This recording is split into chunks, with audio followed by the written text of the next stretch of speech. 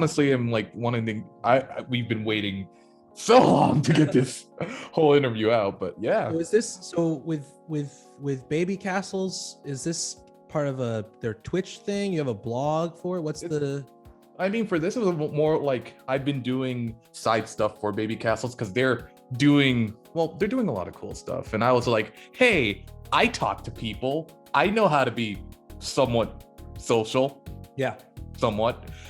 And I thought you were cool. And I asked, you like Baby Castles? So like, here we are. Here we go. There we go. But all right, I'll do the whole generic. Hi, everybody. I'm Crezno, and I am with Lamine Young, also known as Max Alper. Hopefully, I'm saying that right. But I am here. But yeah, we're here to have an interview. I'm here to give him life's deets, and also I have to ask him the most important question right now. What is your favorite video game OST? What is my favorite video game of all time? OST. Yeah. Shit. Oh, you can ask that. You can also answer that question as well.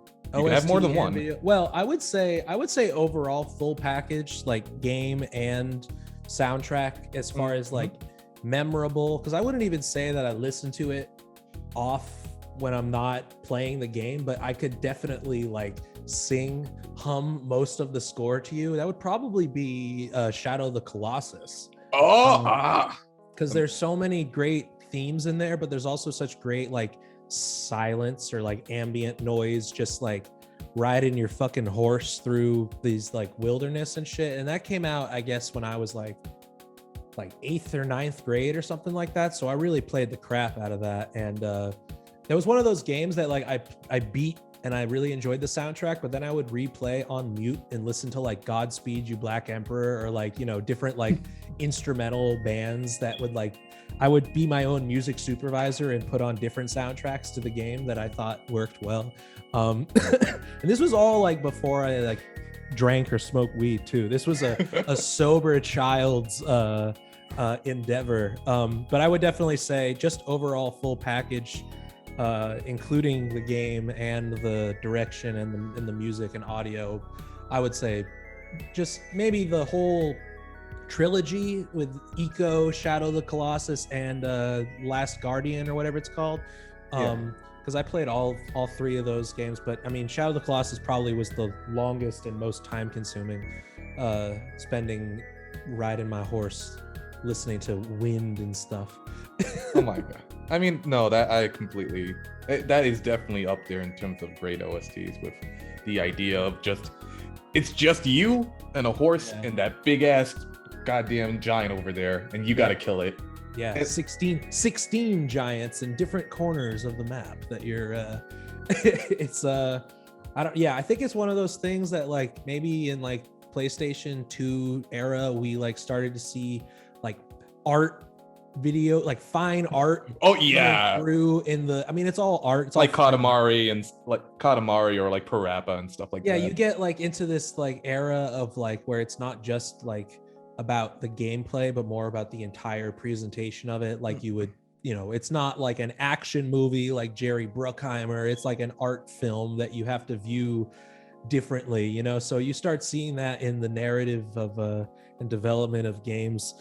I feel like Shadow of the Colossus was one of the first examples to me that was like, oh damn, like we can make like, people are making full like Hollywood productions that are like, you know, transcend just fun gameplay, and now we're talking like real visual art and drama or storytelling that's like, you know, we're not dealing not to say that Mario and Sonic and the stuff, the early whatevers weren't fine art, and the music is obviously super inspirational, and the legacy of old video game music is dope, but like, I don't know, maybe for more mainstream audiences, once we started getting past like PlayStation 2, it becomes like gaming becomes like everybody, there's a game for everyone, right? Like at this point nowadays, it's like there's a movie for everyone, there's a piece of music for everyone, there's a game for everyone,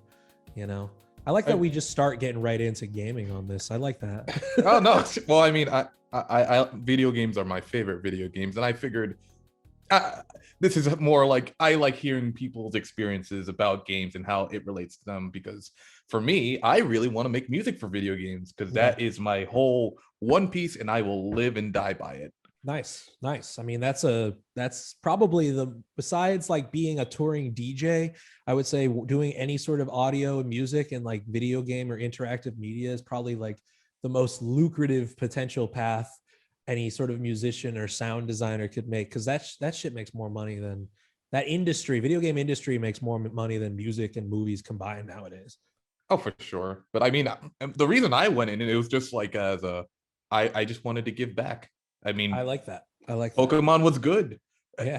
That's great. No, I mean, I think I work with a lot of, I teach college audio and music classes in Puerto Rico, and it's at a mainly like media arts school, not like a music conservatory. So most of my students are coming from either interactive media design backgrounds, like game You mean designers, Sonic or for Arts? no. This is Atlantic University in Puerto Rico. Mm-hmm. This is my like my full-time, educator professor job. And most of my students are animators and game designers, some filmmakers too. That's really So sick. a lot of people coming into it from that, appreciation background, and making from the visual art perspective, but not from the sound and music perspective, but they have a serious appreciation for it because like if you can tune in to the media, you obviously remember the music and the sound just as much as the story or the game or the visuals. You know what I mean? I think that good music and good sound makes a good story, right? And the vice versa. Bad sound, bad music can make for a bad story. But I want to also no, I definitely agree with that. I was gonna say in my case, I love the idea of bad music, of just, and it's basically just I want to see something how bad you can make something sound but still sound good at the same time, like having that equilibrium of just like kazoo noises or just like Absurdism. horribly done like MIDI, and it just works. I mean, I think that the get into the good and bad conversation, you it gets into dangerous territory because there's always going to be at least one person that will think something that 99 people think is horrible. That one person will be like, yo, this is the greatest thing I've ever heard. So it gets into like, I mean, all of this, like there's so much subjectivity out there, even just with gaming on the internet and like reviewing and the whole Metacritic culture related to games. And you saw it with Last of Us 2, like people were ready just to destroy it because it had like a gay and trans sort of like bi or like side story as Yeah. part of it. But that wasn't like at least like the Ellie being gay, we knew that already. Like, why are Yeah. people shocked about that? Was from the first DLC, Mhm. but and that no one cared when that happened. So I No. don't understand. I really don't understand what happened in between then and now that made people, or at Maybe least they were like, mad that Joel got killed off. yeah, I think that was really the thing, is that like all these like right wing chuds were also like Mhm. needed Joel because they're for their own like daddy issues. So it was like Joel's dead and there's a trans boy. And it's like it was just so Must too type much, angry post on internet. too much for those right wing snowflakes. Yeah, so the whole Metacritic culture, and people make up their minds so often based on consumer reviews, and how often are the reviews and the critiques that we give as just users on the internet, on social media or different reviewing platforms, how often are our arguments being made in bad faith, right? Like, like you Yeah. already had your mind made up. The Metacritic thing, it got like a 0 within like 5 minutes after midnight of the game's release. Like literally impossible for anyone to even download the game in that time. You know what I mean? Like it's so ridiculous. So I guess with all art, I've always been like a proponent of like embracing the subjectivity of like what is considered like good or bad quality in anything, and that you got to make up your own mind. And so often something that might be low rated or by the user swarms The of big people, hive mind. the hive mind on social media or whatever these platforms are, and make the decision for yourself. I mean, like you saw it. I mean, I don't know, like Death Stranding could be like another example It's a recently. Kojima game, and everyone was Exactly. like, Everyone. I mean, like I myself will like stand and got it pre-order, did everything that you did. And it's a beautiful fucking game. But like it's another example of like minimalism and interactive media, which like some people will not appreciate, like just delivering a package and avoiding bad things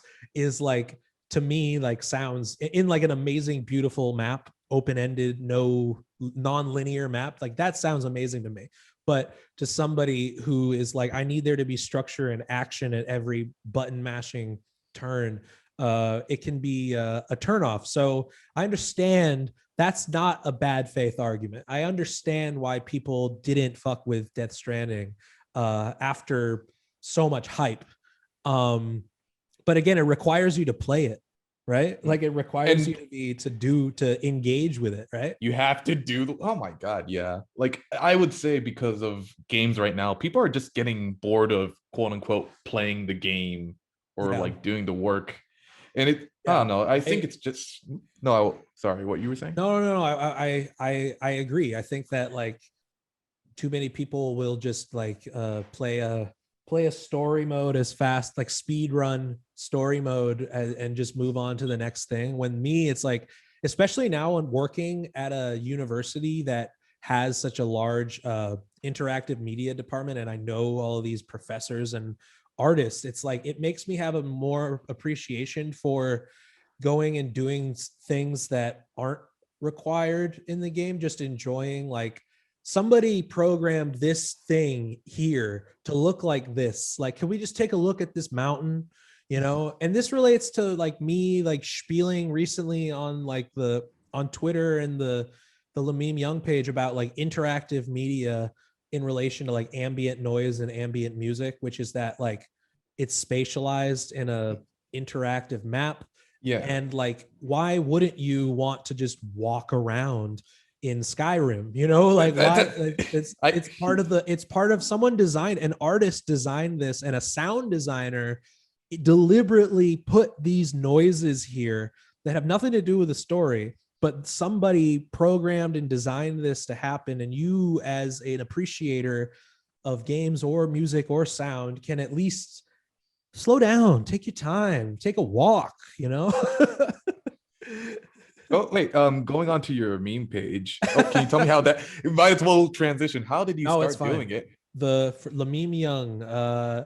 So I first of all, I went to Brooklyn College for both my bachelor's and my master's degree at the Conservatory of Music there. So even though I'm from the suburbs of Boston, I have gotten Oh, all of really? my education thus far has been in the public university system of New York, and I have, go Bulldogs, go CUNY, baby. That's right, Brooklyn, South Brooklyn, Flatbush, Midwood, baby. Oh Brooklyn, wow. Bernie Sanders accent. Yeah. And so I lived around there like 10 years or so, doing both all of my studies in New York, living in like Flatbush. And when I started my master's, I was hired at the time because I had worked my way up through the bachelor's degree and had work study. The people knew me, and I got hired as the graduate assistant, like the TA for the music labs there. And then I got kind of grandfathered in because one of the adjuncts had to leave for another job. I got grandfathered in to teach a couple classes as an adjunct while I was still completing my master's. So that doesn't usually happen unless like personal experience and vouching goes along. So I ended up teaching in 2017 an introduction to music technology class for undergraduates. And in that class, I would do a lot of PowerPoints because I wanted to. I don't really do PowerPoints anymore when I teach. I kind of just lecture. But at this point, I wanted the structure of writing like a script or something. Teaching is acting. It's doing a monologue. It's Oh, acting. I am not as secure in real life as I am when I'm talking to you, the student. Because that's the one thing that I've studied enough that I can feel confident in. So I would make memes as part of the PowerPoints, because I love memes. I'm only 30 years old. You're still hip with it. I'm still fucking hip with it. I just turned 30. Give me a break. Which is funny because all of my 18-year-old students now call me a boomer, which is hilarious. I think that's so fucking great. If you're not Gen Z, just you are a boomer. You're making I'm feeling that too. So I know sometimes I feel it. Sometimes I do feel it. But so I was making memes for classes that were, funny to me and sometimes funny to the students, but sometimes funny. But it was more like this idea that I can like introduce a topic in one sentence that will interest you, at least in some humorous way, to want to like learn more about it. So I ended up teaching a few classes. I taught music tech and I taught like American music history, all while I was still in my graduate, and then immediately after my postgraduate at Brooklyn College work. So I kind of made the Instagram account initially as like just a repository where I put the memes that I made for my classes. And you can go back to the very beginning of the page. And even the name Lameme Young came from a lecture that I was giving on minimalism in that music technology class. And there was, we were talking about Lamont Young, the minimalist composer, drone guy. And one of the students was like, "Huh, that's Lamont Young. You must be Lameme Young." Oh my! And I was like, "That's fucking funny." So I immediately like pointed at the student and like, "I'm taking that." And I think I have a few students from the early classes that follow me, which is hilarious. Seeing the growth, seeing it from a grassroots classroom initiative to this dumb behemoth on Instagram. But it's fun. That's really the origin of it, and it's kind of continued on while I was in graduate school as like both from like the student perspective and then from the teacher's perspective. And since then, it's been mostly like a continuing of what it initially started out as, which was like edu content, it's shit posting, no doubt, but it's good shit posting. Yeah, and sometimes it's more meaningless than others, but that's fucking no one can police me. I'm gonna do whatever the fuck I want. It's for the most part though, I want there to be at least using it for some people, younger people mostly, maybe older people too. Older people, millennials and Gen Xers, whoever's on Instagram, as maybe, a starting off point for doing a little research or listening to more shit based on some dumb shit post I made that name drops some type of music that you've never heard of. I think that is the purpose of it. And it's expanded, obviously, like with quarantine and my own like private teaching practice with the nonprofit kind of, we're on hiatus, because of COVID, and we're going to be doing some stuff in New York and Puerto Rico, probably in the fall when like things seem safe. Cause right now we got another third wave here in Puerto Rico.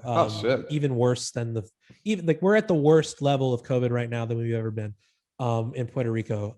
So it's been a long pause on the nonprofit work, which we can talk about, but through this long like quarantine, I kind of like decided to go a little harder on the Lameme Young stuff, from just like combining it with like a private teaching practice and turning it into this Patreon classroom, quote unquote, if you want to call it, because I do have like weekly seminars that we host on over live stream. Why don't you tell the people more? Okay. So yeah, the past like 6 months, not even a fucking year, we've been doing these. Sometimes I do video lectures. Sometimes I bring on guest artists that I think are really cool, that I know that other people could appreciate. And more often or not, nowadays we're doing these group critique seminars off the the patrons on the Patreon are also part of the Discord related to the subscriber page. And on there, people submit, they send recordings that they want feedback on, they give their own little artist statement, and then every week I scroll through the Discord and listen to people's work. We listen to it as a group live through my OBS onto the live stream link, and we listen live. We talk about it live in the chat, or in, I'll respond verbally, other people will respond in the chat, and I'll repeat what they say so it's on the audio recording, because it's all archived as these group critique lessons that are also, well, not lessons, seminars that are, to me, really just directly based off of my grad school and even undergraduate experience of like listening to each other's work and having to talk about it and having someone facilitate the discussion.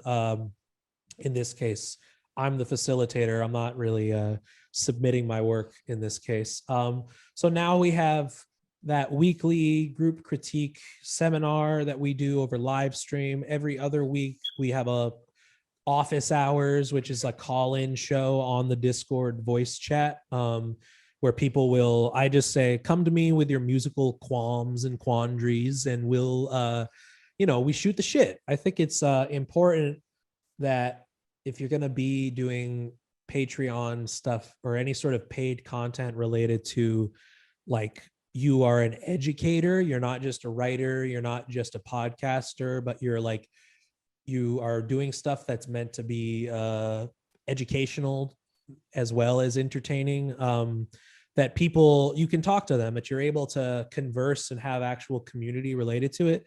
Because in music, especially these weird music that like already has such a small number compared to other types of music and communities, it's all so toxic on the internet. Like it's all a pissing contest. Everybody's just everybody on Gear Sluts and the different forums and shit like that. It's like everybody's just, oh, well, you don't know this, or it's like, look at my, the synthfluencer culture, as I call it, where it's just, look at my my $10,000 wall for 30 seconds every week. It's just, look at all of my fancy synths, the light show of synthesizers.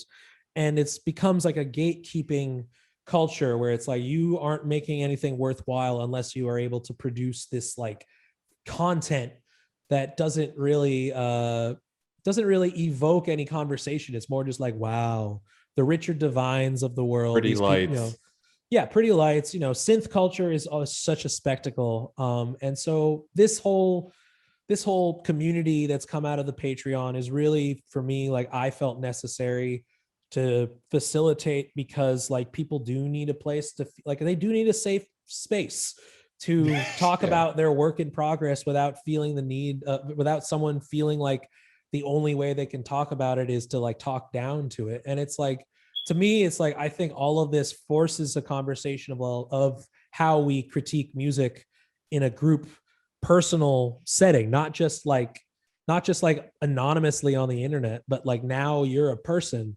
and there's a name behind your Discord ID. So like, I'm going to ask you, if you say something controversial or going to say I'm going to say something, if you say something that is, I'm going to ask you to back it up. I need you to back that thing up. I want some research to your words, or at least some articulation, because music culture is so, I always make the joke, like, sick set, bro. That's like, the end of the conversation when you see someone play is just like, sick. But it's like, well, let's talk about it. I think we can do that safely and not feel, we can feel secure in our opinions, because it is all subjective. Critique is all subjective, but if you're able to articulate yourself more, at least you can explain and let people, see your thought process, hear it out. You know what I mean? Because musicians, we're taught technical skills in programs, but we're not necessarily taught like the conceptual skills and how to articulate the non-technical. Well, I use this EQ and I use this drum machine, like, why did you use it? Why does that 808 sound like that? Can you explain what drove you to distort what made it sound like you're clipping even though you're not, like talk about it. I think it's No, I necessary. It's necessary in music discourse in general. So I'm trying to do that with this little community, and also with my PhD program that or as a PhD candidate now, studying and doing music ed as my focus. Like, I'm trying to write something that could at least inform the larger higher ed culture of how it's a museum art, and it's losing relevance, oh no. and not to say that you need to go to school, but like, if you're It gonna helps. it helps. And if it helped me, I like the structure, but I mean, like, it schools programs require self reflection. They need to criticize themselves and improve. That's what critical music education is. That's what I'm going to be focusing my dissertation work on, is like how to critique in the classroom, but also how to change the classroom to make it more self-critical and more open-ended, so that we don't get left behind to just online music culture, which is great. It's accessible, but it's gonna, at some point, it's gonna surpass the conservatory music school experience in what is possible to learn. So if conservatories want to Yeah. stay in business, they got to make some changes. It reminds me because like I remember a couple days back you were talking about your time as like a young like high school student and your old teacher and how Yeah, you yeah. blew him the fuck out. Yeah, it was, I mean, yeah, exactly. I have gotten into music ed and stuff based on really good experiences with really good teachers, but also based on really bad experiences with bad teachers. And for me, like, my high school theory and choir teacher, chorus teacher, whatever. Oh, Corey. It's always But chorus yeah, whatever. teachers. Yeah, exactly.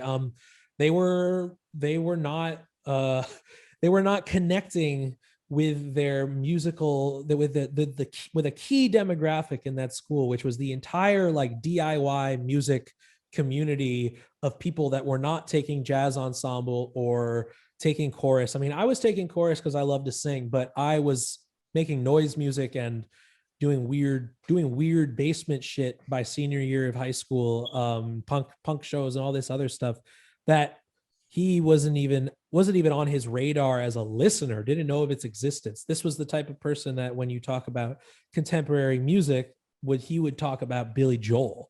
Like, that's contemporary. And this dude wasn't even 40 at the time. Like, what is your excuse, man? You are so conservative. You are so old in archaic at such a young age. So I was when I got into all the schools that he said I shouldn't apply to because I wasn't doing well in his theory class, and he couldn't comprehend the idea that maybe someone can still be meant for higher education because they didn't connect with you, the one fucking person, The the gatekeeper. gatekeeper in their way. Exactly. And that's all that it is, especially at that high school, like entry way to higher education at the upperclassmen high school level of music teachers. They are they have the keys to the kingdom, and a recommendation letter from them or an A in a theory class, regardless of their quality as an educator, could be the thing that makes or breaks a college application. So for me, it was like I was only applying to weird places I knew that would fuck with my aesthetic, knowing that I needed more theory training that connected with people like me. And what ended up happening was, I applied to composition programs like Berklee College of Music. I applied to the contemporary improvisation program at New England Conservatory. These are local Boston programs. And then I applied to SUNY Purchase and Brooklyn College in New York, both of which had very forward-thinking, technology-centric composition programs. And I got into all of them, and I was able to just like go back to this teacher who told me that I wouldn't get into a bachelor's of music. I should just go for a BA and maybe major in music because it would be too hard. to be a full-time conservatory student. And I just went back and I'm like, hey, didn't you say you got rejected from New England Conservatory 10, 15 years ago when you were applying? Ba-boom! You know, it was like, you know, it was like one of those really gratifying fuck you moments that made me realize then and there that like, this is just one man, this one person that has way too much power and is not even aware of the shit that I'm interested in doing. And it's like, why are you teaching teenagers who are, you know, at this point, this was the mid 2000s at this point in my, you know, when this was happening to me. But nowadays, like technology, like how think about in 15, 20 years, how much it's grown even more on the consumer, not like big studio professional, but just like what you could do on an iPad as far as production and composition goes. Like if I had that shit when I was 15 or whatever, I mean, like, who knows what type of music I would even be interested now. You know, it's the tech influences the process so much, and we need to engage with the students that may have only learned everything they know about music from FL Studio. You know what I mean? Like, have never taken a theory class, but they know how to play the piano because of the fucking piano roll in FL or GarageBand. You know, it's like, these are the people, the DIY artists, young artists nowadays. I mean, and some of them don't need to go to fucking school to make it happen. I mean, look at like, it's, oh my God, that is so true. And that's, I mean, as educators, we should always be encouraging education, but I'm not to say that everyone needs to be in school in order for you to be, for you to educate yourself. It just requires willpower. I didn't have the willpower at 18 years old to educate myself. I needed someone to teach me, you know. But if you have the wherewithal to do like objective research and to grow, it's the ego is part of it. Musicians, we all have ego, right? And that is very true. You know, and it's like, if we have too much, if we think we're hot shit because, you know, we sold out a show, that will, you know, we need peers. We need not only an audience, but we need peers. We need people to review our work, whether it be in a classroom environment or in some collective community, DIY community. We need to check ourselves artistically. You know, we need to be able to review each other's work and to learn and to grow. But some people have the wherewithal and the willpower, I would say, to do that outside of the class. And if you are that type of person, fucking A, go for it. I fully support the conservatory of YouTube or wherever it is you turn to, you know, or just private lessons. You know, if you just have a mentor, like that's how it used to be, you know, but you know, the oral traditions being passed down. Right. But like I was going to say, in like my situation growing up, you have no idea how much I relate just to the whole, just do it yourself and it'll just work out in terms of learning by yourself because of YouTube. Like I got good at piano by watching people play physically and then mimicking their hand movements. Amazing. And then were those people in person or were those people online that you just online? Yeah. Wow. And then like I went to Stony Brook for my music degree, and awesome. Dude, you're gonna love this. When I had to do my piano jury, the first two songs I played was Chrono Trigger and Castlevania. And I was just boom. They wouldn't let me pick for my piano jury because I had to take like 3 semesters of piano jury as a composition major. As an undergraduate. And I had to they didn't let me pick any interesting repertoire, unfortunately. I mean, the furthest I could go was like American folk, you know, like American gospel, things that you know, like gospel music or things that have been orchestrated properly for piano, that might be 1800s or 1900s sacred American music. But I wish I could have fucking done like Final Fantasy X piano theme. Down, down, down, down, down. You know, I would have. Oh my God! No, the tightest laugh is already in my head right now. That's some shit. That's quality. Nobuo like, Uematsu has done God, he's done more for the GOAT. Exactly. He's done more for like piano concertos in the past 20 years than like any fucking master pianist in a fucking symphony orchestra or concert hall setting has done. For You know? sure. And now they Like play his music. Those orchestras are playing his compositions now. Like it's you got to keep your audience relevant. And what better way to get young people into the door of an orchestra building or a concert hall is saying we're gonna do fucking video game music tonight. yeah. Like Oh my god. Like you're gonna you were loved by final. Basically, you already know it's like if you're like a senior and like as a college student, like you had to do like this whole not a dissertation, but what was it called? It was like this last thing. Like I could have either written like a 5-page, 10-page paper or do something else. Like a capstone, like Yeah. some sort of Oh, like a thesis. Yeah, bachelor's thesis. Yeah. I basically did a whole suite dedicated to video games, and no, I was just like, "You mad men, let me do this, and I love you for it." But like the freedom to do that, I don't know. Like as a musician, I really did appreciate being able to literally because I had to become a concert director, and that shit is fucking hard. And I'm assuming you've done it yourself before, and like just being able to control everybody and make sure that being a conductor and just hearing like that shit going wrong or like this stuff like something's too soft or too hard, and that's the learning process that like you honestly most people could only get in school. Is like for me too, like I wasn't doing concert direction, like I wasn't taking conducting classes. I was taking the music technology minor classes. So what my like real life experience that I felt as a bachelor student was being forced to do live sound for recitals, like having to do live mixing for like the jazz band or the gospel choir at Brooklyn College. That was not being paid, but getting credit and grades for it. It's basically getting like one of the only things was a guaranteed A because I kicked ass at it.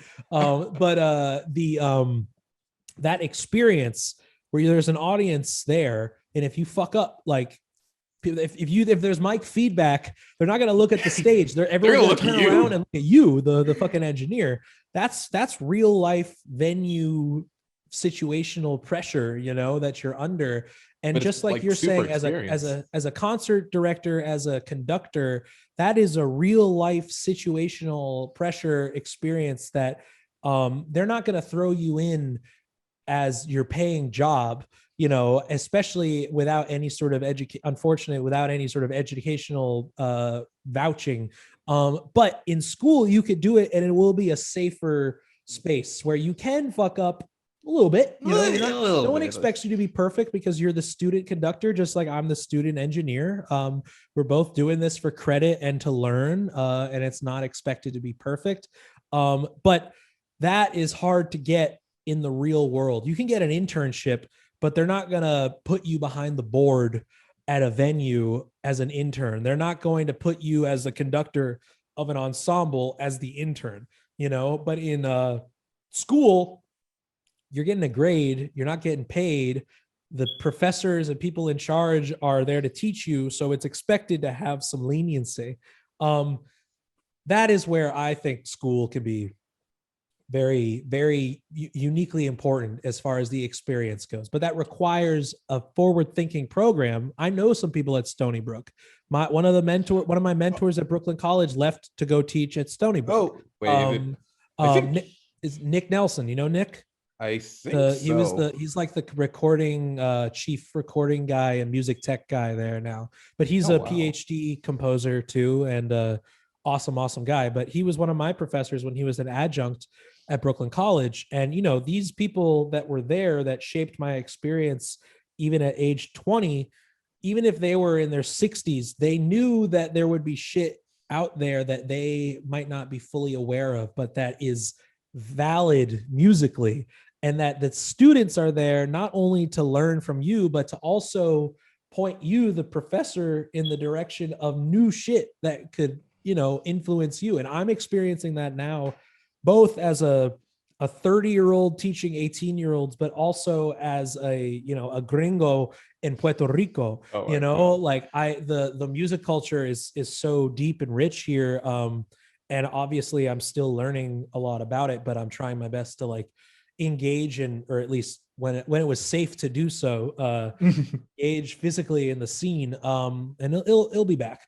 We'll be back. But yeah, I just think it's crucial as teachers that we are still always students No, I completely underneath agree it with that. all, and that you should allow students the freedom to show you something. Maybe the piano jury was like, oh damn, like video game music after your performance or whatever, maybe video game music isn't all like and even if you could play that on the piano, what's wrong with that, you know? Like, Exactly. I It's think hard to play either way. exactly, like it's all fucking music, and like it's all at this point, especially that old school stuff, has been orchestrated by classical So, pianists and you know, conductors a million times over at this point. So to have your head willingly in the sand as just a piano jury professor would be you know, willfully ignorant, you know, to say like, oh, it's video game music, it's not high art classical. It yeah. doesn't have the ability to cover all the bases of fine art classical piano arrangement. Like, fuck off. You know, it's like you gotta sounds, yeah. be open-minded as a teacher. It sounds like you, well, as your experiences as a teacher, it's like you've pretty much been going through a lot of it, but like I can definitely see that even though that bad experience did happen, you probably had some really kick-ass music teachers as well, right? Oh yeah. Oh yeah. Mostly kick-ass. It's just the bad ones stick out, especially if you, with like over time and awareness and growth as a person, you can look back on those experiences and be like, oh damn, that's where they did something wrong. I couldn't tell at age 17 this was wrong, but now at blah blah blah I know. And not just teachers but mentors, you know, people you look up to, internship, you know, relationships, assistantships, things that I've done in New York throughout the many, you know, the many years I was there. You know, it's you can look back on it and be like, yeah, that person didn't know what they were talking about, or that person, maybe that person didn't have it all figured out like they said, or like maybe I just shouldn't have reached out to this person to begin with because like I put them on a pedestal in my mind because I fucking love their art. But just because they're great artists doesn't mean they're great teachers or great role models, you know, great mentors. So that goes for anything, any relationship with anybody. Just because you are infatuated with maybe their creative work doesn't mean that you're going to vibe one-on-one with them as a person. So those few times that it's happened to me have influenced ultimately for the better, because I'm, as an educator, I'm trying to just not do that consciously. You're evolving as you go along. Yeah, consciously recalling those experiences to be like, don't do that. Do try to reverse this trope and see what they did wrong and correct it in your work. But yeah, mostly awesome professors, teachers, mentors throughout my musical learning experiences. I mean, I'll not to toot CUNY's horn too much, but even SUNY too. I mean, you know, I would say just like the public universities in New York are hands down some of like the most underrated higher education. Honestly, I agree for sure. Systems, CUNY and SUNY specifically.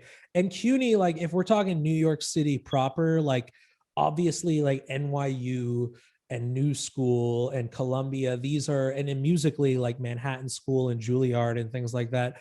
These are the places that have international acclaim and also talk about gatekeeping, have a steep entry point as far as price goes, and because of that, they become so attractive to wealthy out of state people more than local New Yorkers, working New Yorkers, and you know, middle class, working class, average New Yorkers, you know. I mean, I know I went to BMCC first, and then I got word. a recommend. Oh yeah, no, dude. So I worked at, that was BMCC was my first official CUNY job outside of a student work study. Do you ever meet like Professor Anderson?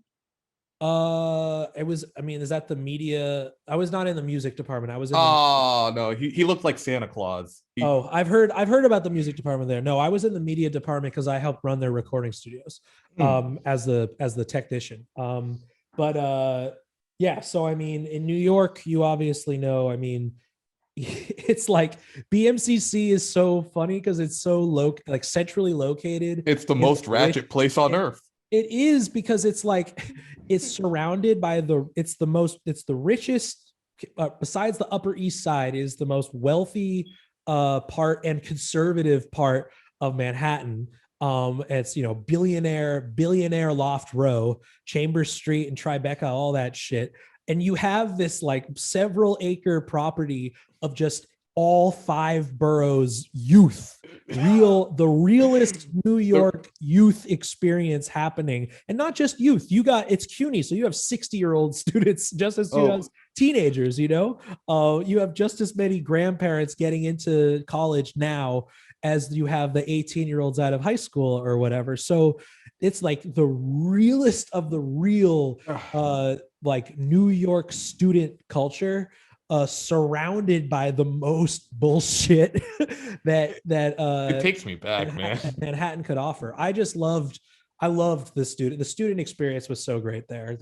I learned so much just from interacting with, because I never did the associates. I had the But ability to go straight from high school to bachelor's. And so I never had the at least the observation of what like the part-time student life was really like, the associate student life, knowing how many people are paying their way through their job that they're doing right after class, all that shit. You learn so much, and you get to appreciate how fucking good it was, even for me as just a bachelor's of SUNY, not even an associate's of SUNY or CUNY. You know what I mean? yeah.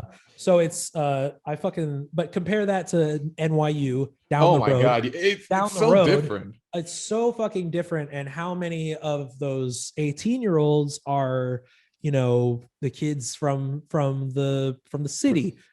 It's Like I it's don't like know. bougie versus it's literally more of like the bougie kids and stuff like that, just hanging out. It's so much. It's the attitude. It's just so different. But I it's I will always 100% toot the CUNY horn, the CUNY and SUNY horn, as like, not only if you are an out of stater like myself that wants to move to New York City to do art, and you want actual experience with real New Yorkers and not just people like you that have come to the city to do your they want fancy to explore the schmancy art. city. They want to, people want to fucking go bar hopping in Greenwich Village. If you don't want to hang out with those people, you need to associate, you need to put yourself in circles of people that are not from the same background as you. And for me, going to a CUNY, I was with people who are from out of state like myself, because CUNY does have, world renowned faculty in and SUNY when it comes to arts. But they're always working. They're not this like Oh yeah, no, the grind never tenure. stops. Exactly, these professors at CUNY, these are some of the most like down to earth and people that I would see at the show later on would be the professors I would have in the morning. You know what I mean? That's Like real. Okay, that's real shit. that's real shit. And that I would experience that hands down, with my, I would assert that, or put that, allude that quality of working, grassroots, or at least like down to earth enough that they will be out of the classroom, they're doing work, they're in the quote unquote scene industry, Mm. as well as the classroom academia. Because obviously I think it might be just a reflection of how poorly CUNY pays its adjuncts, that they have to keep gigging, which Oh my sucks. god, yeah. Which sucks, obviously. And I fully respect my professional staff Congress, PSC union, the CUNY union. I was a dues paying member when I was a TA, all the way up through adjunct professor there.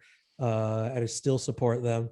I'm not a dues paying member anymore though. I left the state. I left the state. You Oh can't wait. have my $40. Oh boy.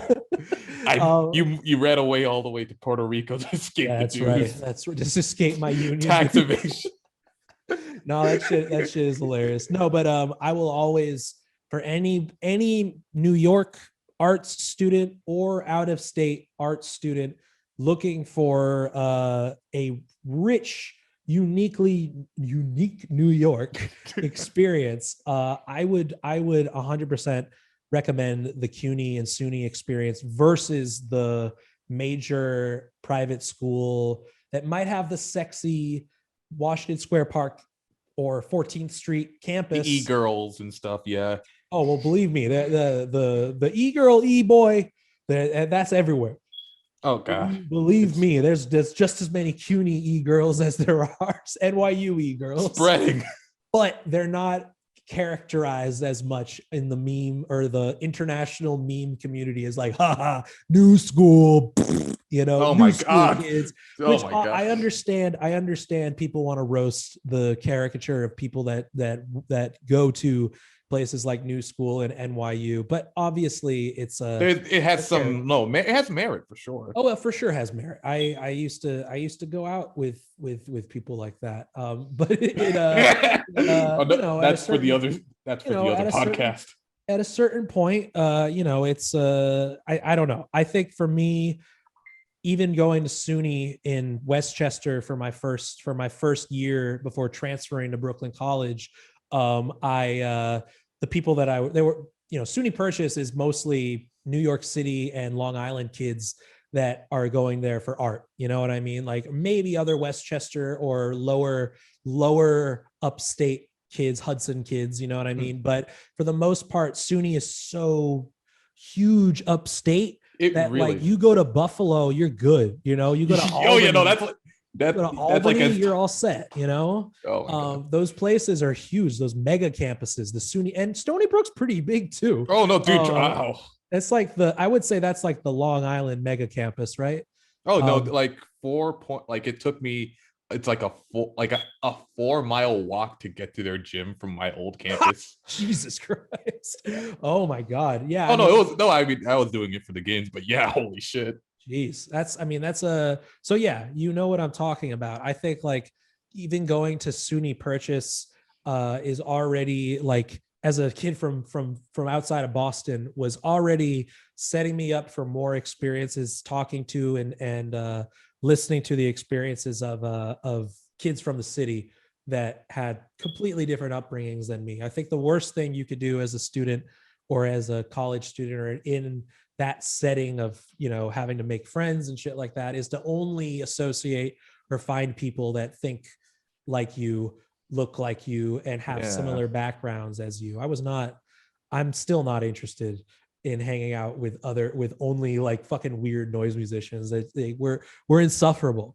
So I would much rather just be talking to I would much rather be in my class with my kids in Puerto Rico talking about Bad Bunny and like the boceteo, like giant speaker systems that cars have here, and like reggaeton and dembo beats versus my fucking weird ambient shit. You know what I mean? Like, it's like at a certain point, I need to refresh my own palette of my brain by talking to people with other tastes and experiences and interests. So yeah, just be a student forever. That goes not just when you're in college, but for the rest of your life.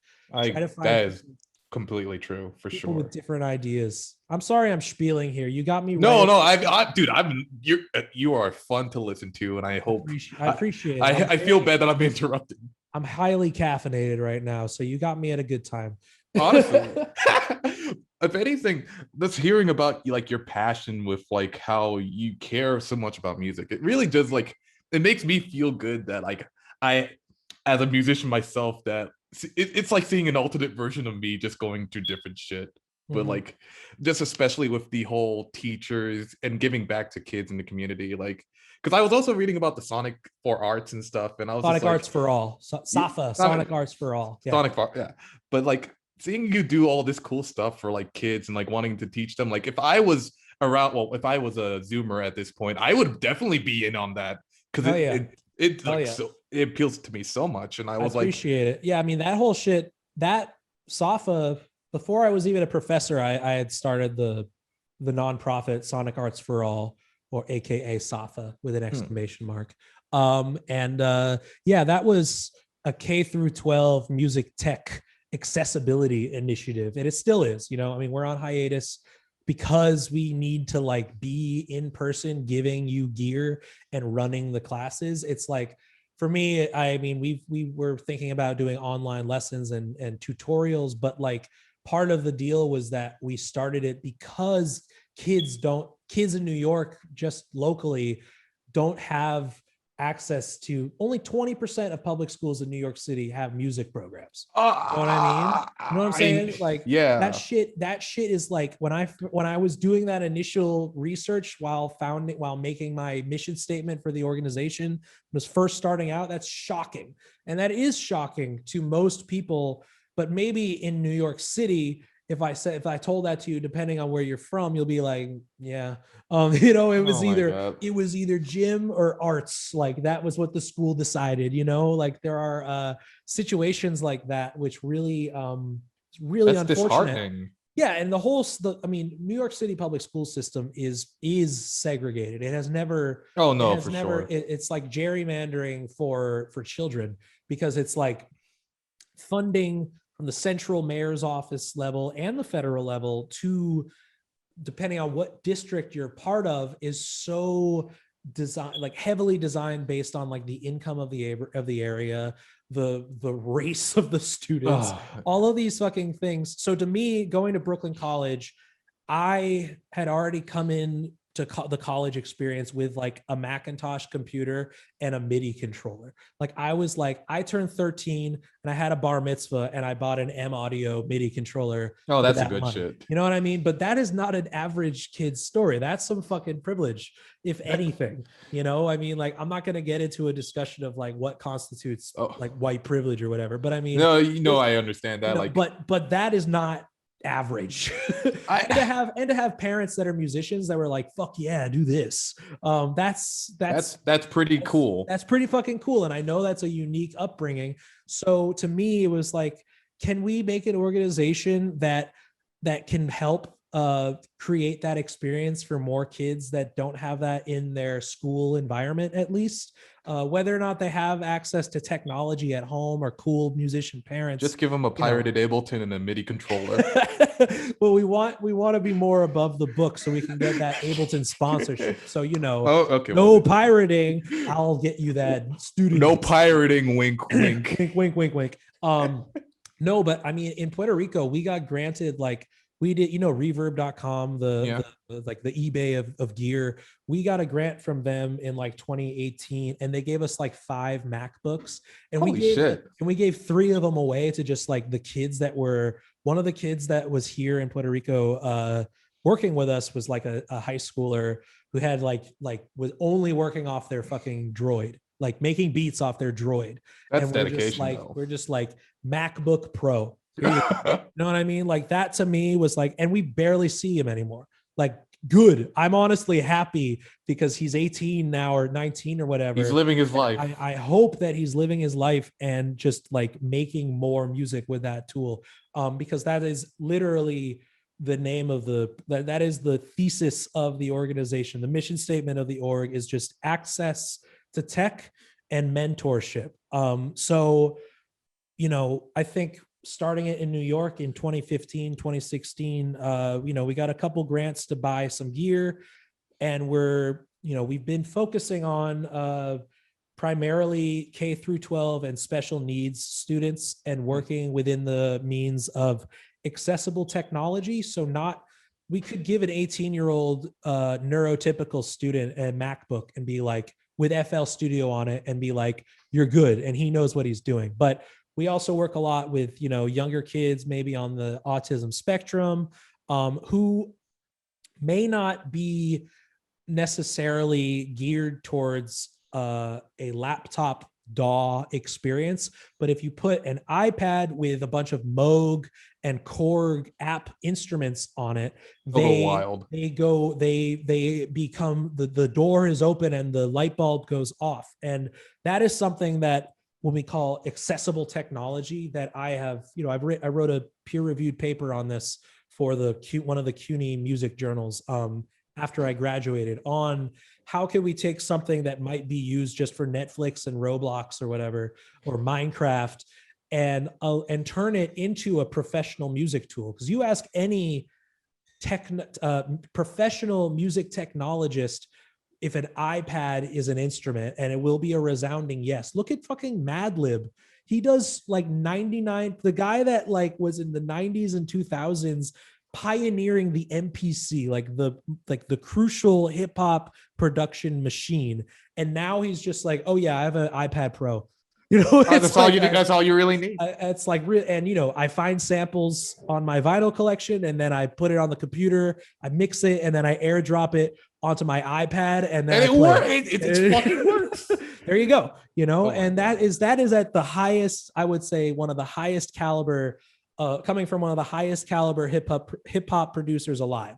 So like, if we have that, and who knows what Doom was doing, and if Dilla was still alive, what they would be doing with technology today. But I would assume that Dilla would be right along with Madlib, just as they had been partners in the past, sending each other fucking iCloud beats to each other. You know what I mean? Oh my God.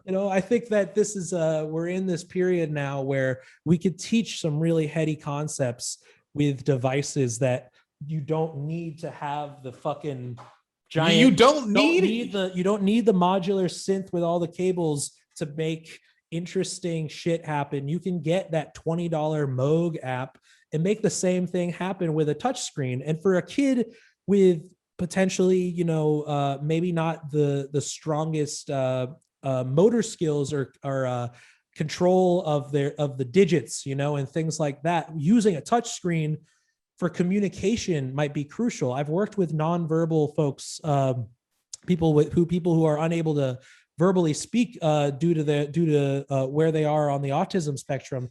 But the iPad, I'll have full conversations with them with their text to speech app, and it's a communication, physical communication barrier. That's it. Their mind is fully there, and I hate it when people talk down to people with disabilities, thinking like, oh, let's just, like in the music therapy world, let's just play music at them to soothe their uncontrollable brains. I'm like, fuck you. Like, let them make music. Like, put an music is like, yeah, like music is just, you can use it to communicate. And like, if you've ever jammed with somebody, yeah, exactly, improvising, yeah, that is speaking without words, but that is done so perfectly done. And then I can make the connection to, let's make weird noise. Let's just do electronic noise music, because the kid, we're going to make something on the piano, but then your reward afterwards we just get to go crazy at the end and just go. And that is the fun, freeing part to the otherwise structured lesson. Because with all kids, you got to give them a light at the end of the tunnel after making them practice. For sure. Even with music tech, it's like, I'm going to set a goal. I don't care if you're nonverbal. You know what you want to make, and I'm going to hold you to that. I would say, accountability, that we make a song, and then afterwards, if you want to improvise with me, we'll go buck wild. But right now, like, I think it's important that through this technology, we're able to provide some of the same experiences that any neurotypical kid could have in a jazz band ensemble or at piano lessons and things like that. But also, neurotypical kids are going to be playing with iPads anyways for fucking... Oh yeah, for eons all now. Other shit, gaming, all that other shit. So again, making the gaming to music connection is important, because it's super important. Through the technology, we are able to present ideas that could be otherwise inaccessible, especially with things that are as affordable or accessible as iPads and smartphones nowadays, or tablets and smartphones. because you don't even need an iPad. Get a fucking Toshiba thingy, like Cartman on that South Park episode, and you can make you got all there's so much cool stuff out there that I, as a professor nowadays, like especially teaching classes completely remotely, it's like you want to make the sound design work in our audio class completely on your iPad, like go for it. Like you want to take your iPad out and record sound effects on your phone or whatever and use that for your Foley work in a sound design project for this. That sounds dope, honestly. Exactly. Like it's like, who am I to stop you? I'm not going to say go buy a fucking field recorder device. Like don't get a Rode. Exactly. I can't tell you to drop hundreds of dollars. So what can we use the devices that we already have? How can we use them to do something you might to learn, you know, like not just for game or for social media or for the internet, you know. I think we can combine these sort of practices, and that's kind of what SAFA, Sonic Arts for All, was trying to convey through this message of accessibility, is that like we're going to get your kid really, really into making music and you don't have to buy anything. It's free real estate. It's free real estate. Exactly. So many kids in my classes don't know the origin of that that it's a Tim and Eric reference, and it's like, oh my God, yo, yeah, these kids. How do I reach these kids? Exactly. What are these kids learning? Fortnite dances. Exactly. That is what they're learning. Oh my God. Yeah, that's the SAFA organization. I'm still, you know, at this point in my life, especially now going back for a PhD that I'm doing remotely at the Dublin Conservatory in Ireland. Occasionally I'll go to Ireland for a class or two, but I'm doing it all online, or through Zoom rather.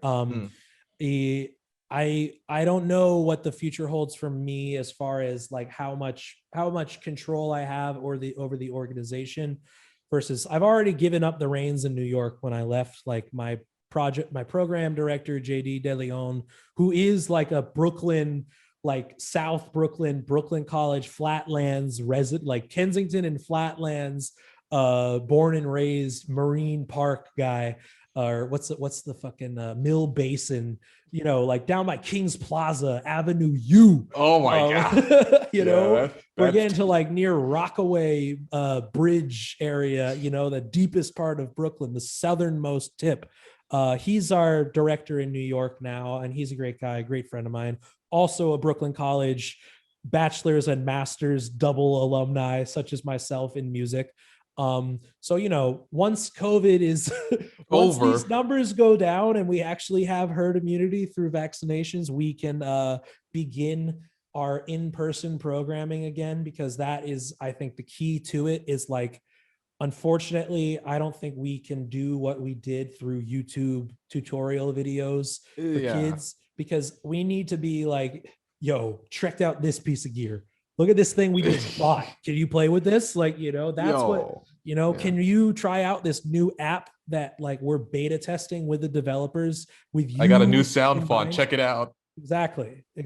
So that's one of those things that requires IRL community building that we'll be back ASAP. And here too in Puerto Rico, because our goal is to have like a community studio space here in PR that's kind of self-autonomous, and you know, kind of like Baby Castles does, like, you know, the maybe it could be a Baby Castles like exactly like and you could have a membership to have access to the stuff, but it'll be very sliding scale, and we'll have tons of scholarships, and kids kids under 12 get in for free, whatever, you know what I mean, all that shit.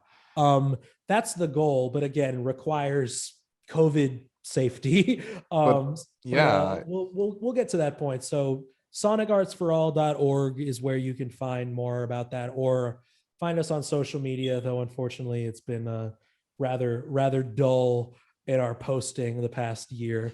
But you know, don't blame me, blame the tourists in Puerto Rico that don't care if they leave their sickness here when they leave.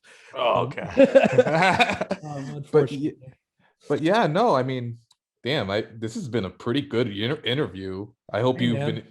been. But like, I only have one more question for you Yes, sir. Yes, sir. because this one has been bugging me. But how do you feel about crypto and NFTs?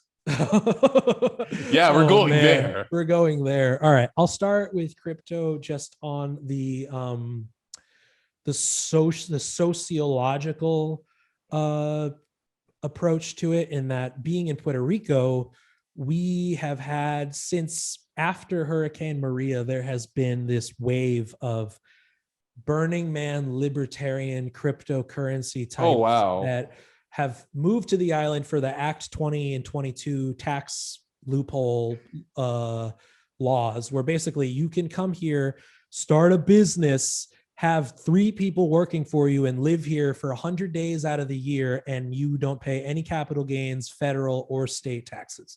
So if you're making millions off of untraceable money on the internet, Dogecoin. it's a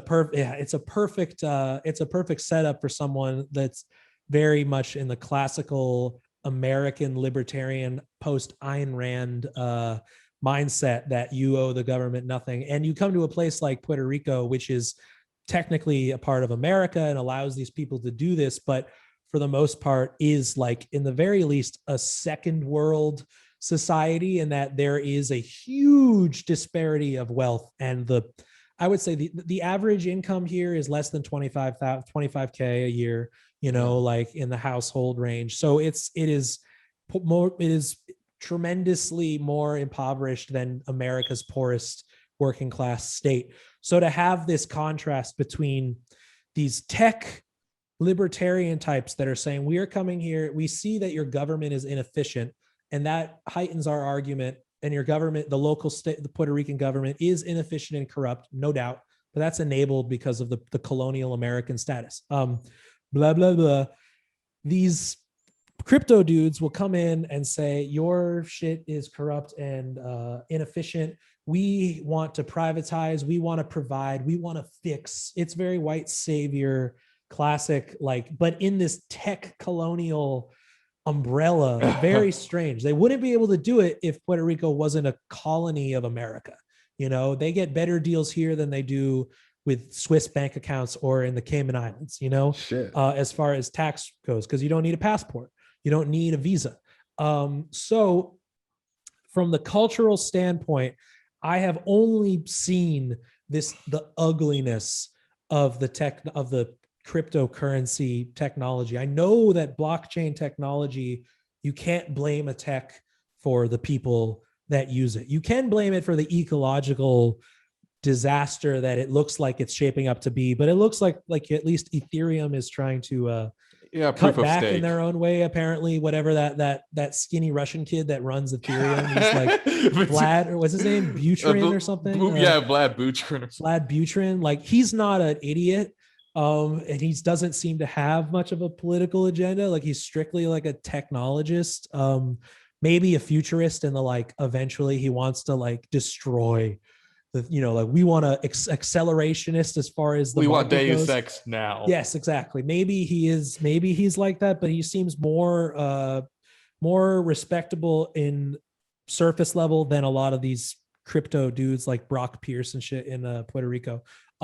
So I have only, for the majority, have only experienced and interacted with this ugliness here in Puerto Rico, which is to say that if you are like a blockchain or crypto enthusiast on the left, then you need to get that culture in check. That's not my problem. If you want more people to be interested in the tech, you need to nip that culture, because it is it's toxic, and it makes people, especially here in Puerto Rico, like, those people can't show their faces anymore, because they did 2 years of, we're here to help, Oh Burning Man, we're here to no. help with our blockchain technology. And at this point now, it's fucking like, it's like that dude Brock Pierce, like, I saw him get kicked out of an art gallery because people are just like, locals are just like, I'm gonna kick your ass, like, you need to leave now. He has bodyguards, like, it's like, I don't give a fuck if you're a nice guy. I don't give a fuck what you politically and what you have said on public record, what you stand for, and what campaigns you've paid, and what tax tax loopholes you have done, like you deserve my fist. I've seen people say that to his face. And so it's I have to side with la gente. I have to side with the people that I've talked to on that matter when it comes to that.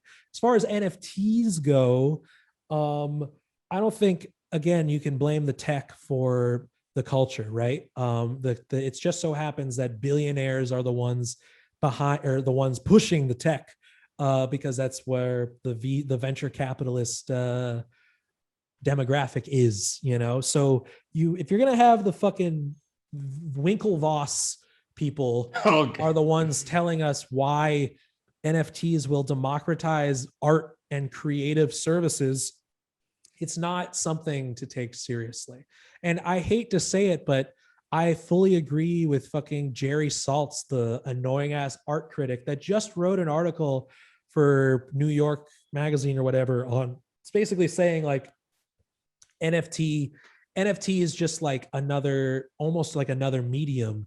And like, we can't be putting medium first. We have to put art first, and the medium will follow. The idea that people got into internet art didn't proceed, you know, art came first and then internet art came afterwards. So we should still just be supporting underground grassroots digital artist movements, such as, you know, baby castles and things like that, and indie developers of games and digital, you know, and not be paying attention to the one venture capitalist backed digital artist like Beeple or whoever who is saying this is changing the game just because fucking you know, what's his name, Vanderchuck or whatever that, like whatever these venture capitalist influencers who are saying this is it, this is going to change art for the better, because it's never been about that. They've always, art hasn't changed in the sense, because billionaires are still calling the shots in the market side of it, which is exactly what the name Sotheby's visual art world is. Otherwise, it's another tax loophole, right? It's another way of money laundering, you know, because that artist that you bought the shit from has their own nonprofit for their work, and when you buy it, you deduct however much they want to say is write-offable based on the artist. So if you give that artist $600 million, they're probably going to be willing to write you a tax deductible receipt for a good amount. So it's very tit for tat. And I just want to remove billionaires from the conversation before moving forward. I'm not unwilling to say that, like, you know, NFTs can serve some sort of digital certificate authentication, you know, digital signature process that can make something XYZ unique.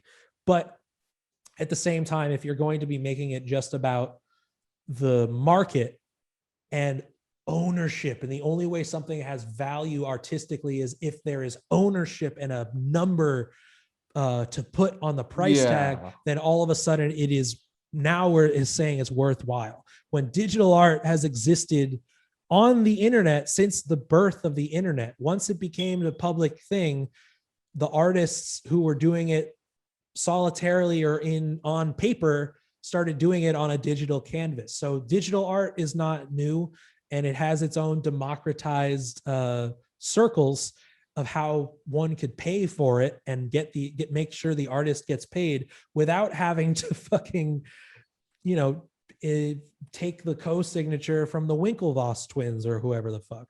And so again, another convergence of gross venture capitalists, libertarians, and like arts, you know, just like Burning Man used to be cool. It's not anymore. You know what I mean? Like the second you allow a billionaire to pay for this art installation or to hire this awesome DJ, it's over.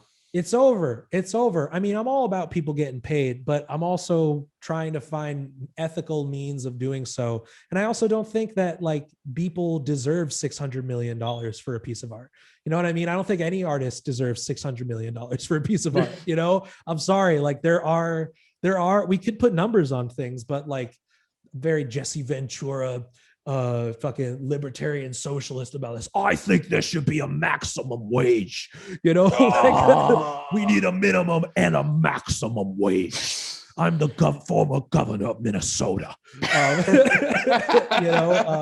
I'll see you in WrestleMania, brother. Oh, that's Hulk. But still, you know what I'm saying. I don't blame the technology.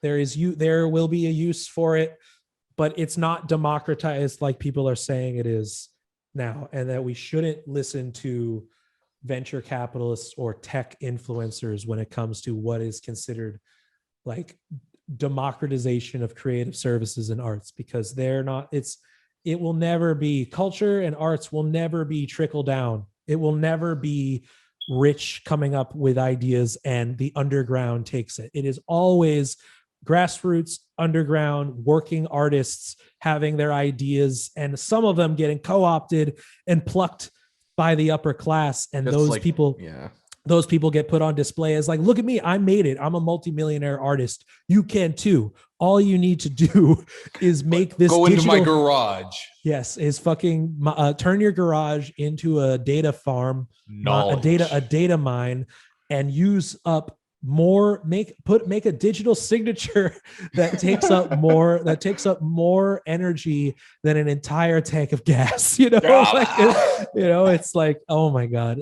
I don't know enough about the ecological implications of it, but I also know not enough people use blockchain technology for us to compare it to like Amazon Web Services or Facebook or YouTube, because like if we get to that level of mass adoption of technology where billions of people are using the tech, then we'll really see how awful it is for the environment. But from people saying it's already this bad and only like 0.1% of the internet is using this technology right now, that can't be good, because I don't know.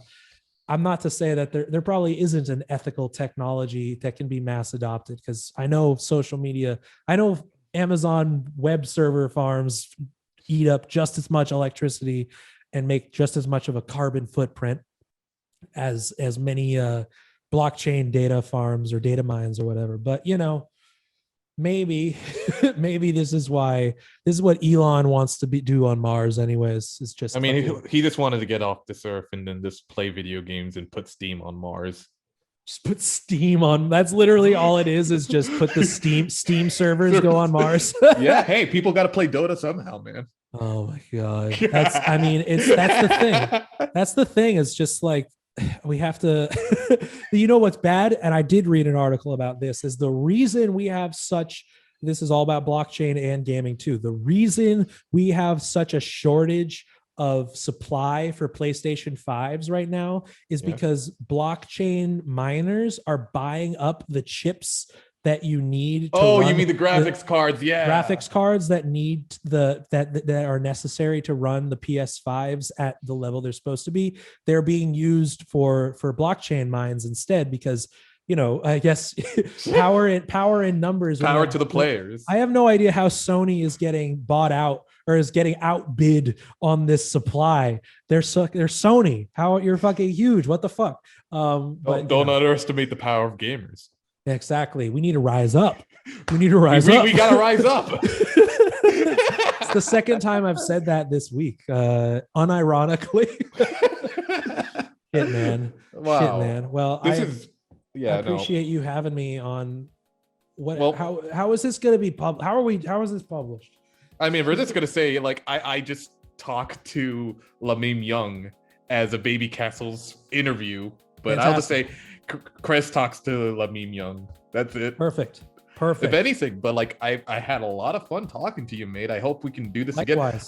again. I am Dominican, so I hope at some point when I go travel to DR, maybe I'll make a pit stop at PR. Yeah, just get on the ferry. Apparently the ferry between Santo Domingo and Mayagüez, the west coast of PR, is so fucking cool, because it's just like a party. Because the bar and it's just a chinchorro, so like really good food and like endless alcohol. It's pretty. It gets pretty ratchet. Yeah, it looks fun. I had one of my friends from here. Her father is Dominican, but she grew up here, and he's back in DR in the Hispaniola side now. Oh yeah. So she's taking the boat, and she said it's fucking fun, some good Yo. tostones and stuff. So please, let me know. For sure, dude. I'm in the metro area, like San Juan metro area in the suburbs, but like I've been trying to, especially once my wife gets her full vaccination, we're just gonna be doing road trips and shit. So I'll meet you on the west coast of PR. You come through. I'll come through. And if come through Isla del Mono. Isla del Mono is the uninhabited monkey island that's Puerto Rican.